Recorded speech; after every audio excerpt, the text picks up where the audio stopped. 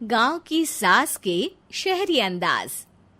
निधि को विकास से प्यार तो था, पर वो शादी करके उसके साथ गांव में नहीं बसना चाहती थी।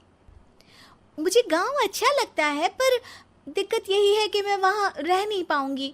मुझे वहां के माहौल के बारे में कुछ भी नहीं पता है।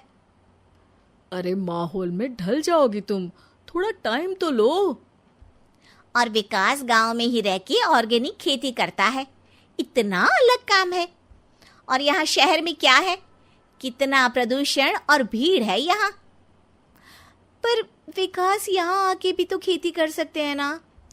अरे शहर में एक प्लॉट लेने में जिंदगी भर की कमाई चली जाती है, खेत कैसे लोगे? सोच ले निधि, विकास गांव का है, वहीं उसका काम भी है। तेरे पास कोई नौकरी भी नहीं है, ना ही तुझे कभी काम करना था। उफ़ो, मुझे कुछ समझ में नहीं आ रहा, मुझे अकेला छोड़ दो। उसी दिन निधि विकास से मिलती है। यार, मेरे सारे दोस्त यही हैं। अरे दोस्त तो गांव में भी बन सकते हैं ना निधि। गांव के लोगों से कैसे दोस्ती कर पाऊंगी? मैं भी तो गांव का हूँ, मुझसे प्यार हो सकता है तो वहां के लोगों से दोस्ती भी हो ही सकती है ना। अरे यार, कंफ्यूजन है बहुत। सोच लो निधि, शादी के मंडप पे छोड़ के मत जाना, वरना दोनों के परिवार की नाक कट जाएगी। अभी बोल दो, पत्रिका नहीं छपाते हैं। निधि के पास तो कोई चारा नहीं बचा। वो विकास से इतना प्यार करती है कि उसे छोड़ भी नहीं सकती। वो विकास के लिए गांव में शादी करके बसने को तैयार हो जाती है। जल्द ही दोनों की शादी हो जाती है। आई होप तुमको गांव में अच्छा लगेगा। मुझे पता है गांव में और शहर में अंतर क्या है, वहां के लोगों की सोच में अंतर है। मुझे पता है कि कैसा लगेगा मुझे। तुम ये बिना देखे किसी चीज के बारे में कुछ भी सोचने की आदत छोड़ दो ना। निधि ने उस वक्त तो कुछ भी नहीं कहा, पर वो सोचती है कि सबको इस बात का एहसास तो करवाना ही पड़ेगा कि वो सही है। उसके दिमाग में एक तरकीब आई। उसने सोचा कि गांव के लोगों के लिए वो ऐसा काम करेगी कि आगे से उसे कोई किसी काम का बोलेगा ही नहीं। शादी के एक दिन बाद निधि की सास ने फरमाइश की। निधि बेटा, अपने हाथ से कुछ खाने का बना दे। बिल्कुल सासू माँ, थोड़ा सा रुकिए, अभी बनाती हूँ। ये सही मौका था निधि के पास ये बताने का कि गांव के लोगों और उसके रहन सहन में कितना अंतर है। रोटी सब्जी दलिया भाजी खाने वालों के लिए पिज्जा बना देती हूँ, तब इनको समझ में आएगा। न खा पाएंगी, न कभी कुछ बनाने की बात कहेंगे। थोड़ी देर में निधि सास के लिए पिज्जा बनाकर ले आती है। ये लीजिए माँ जी, आपके लिए मैंने ये बनाया है।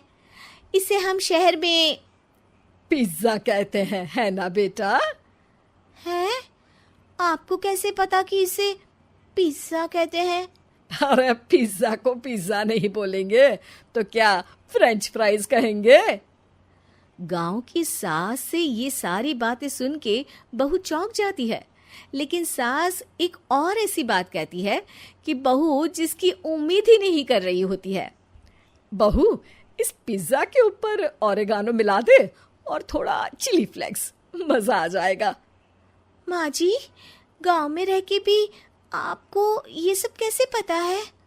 अरे यूट्यूब टीवी सब खबर रखते हैं हम भी। इंटरनेट है जहाँ, जानकारी है वहाँ। अरे वाह माँ जी। अरे अभी वहाँ मत बोल, अब जब मैं पिज्जा का फोटो लेके फेसबुक पर डालूंगी ना, तो वहाँ कमेंट में जाकर वहाँ बोलना, ठीक है? ठीक है माँ जी। अरे ठीक है माँ जी की जगह ओके मम्मी या ओके मम्मा बोल दिया करना। है? ठीक है, मतलब ओके मम्मा। निधि का तो सर ही घूम जाता है। इतना शहरी बर्ताव तो शहर में रहने वाली निधि की माँ का भी नहीं था। वो शाम को अपने पति से पूछती है, विकास, तुम्हारी मम्मी तो काफी कूल है यार। पिज्जा में क्या डालते हैं, फेसबुक पर क्या डालते हैं, सब कुछ पता है उन्हें तो। हमारे बड़े पापा के लड़के रहते हैं शहर में, बस उनके बच्चे आए थे गांव में गर्मी की छुट्टियां मनाने। उन्होंने माँ को एकदम शहरी बना दिया। उनका फेसबुक अकाउंट भी है, इंस्टाग्राम भी है और टिकटॉक बैंड हो गया, वरना वो भी बनाती थी। तभी सास वहां आ जाती है। अरे निधि, मैं तुझे टैग नहीं कर पा रही हूँ, जरा मेरी फ्रेंड रिक्वेस्ट एक्सेप्ट तो कर दे। निधि की गांव को लेकर जो राय थी वो अपनी सासू माँ को देख के बिल्कुल बदल जाती है।